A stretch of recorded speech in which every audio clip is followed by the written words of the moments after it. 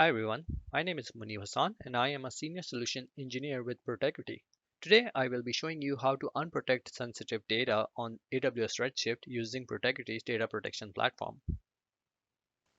Protegrity provides various different methods for data protection. For example, for data at rest, encryption can be used, which can be AES 256-bit encryption along with format preserving encryption. Data tokenization, which is Protegrity's patented vaultless method for tokenization, can also be used, which does not require a lookup table between the original values and the tokenized values. And hashing, which is a one-way irreversible data protection method. For data in use, data masking, anonymization, and synthetic data can be used for data protection. Anonymization and synthetic data generation are very useful tools for your machine learning and AI initiatives. For the sake of today's discussion, we will be focusing on data tokenization. Protegrity helps with data enablement by maximizing business opportunities while mitigating the risks.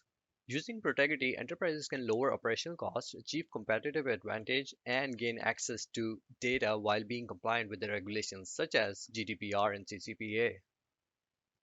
A lot of companies have initiatives for digital transformations where they are moving data to the cloud, for example, and don't feel comfortable moving their sensitive data assets.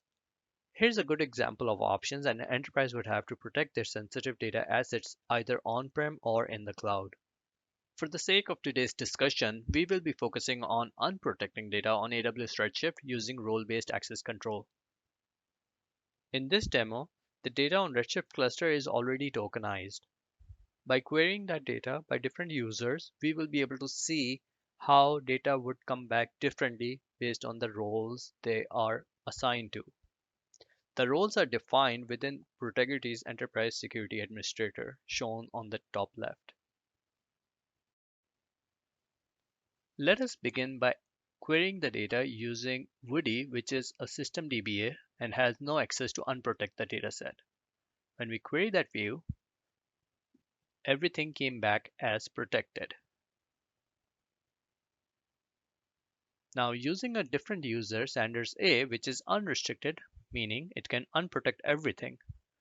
Going against the same view, when we query the data, we are able to unprotect all the sensitive fields. Using a third user, which is restricted, Leo, going against the same view, it is able to unprotect some of the columns while some of the values like credit card and social security came back as masked out values.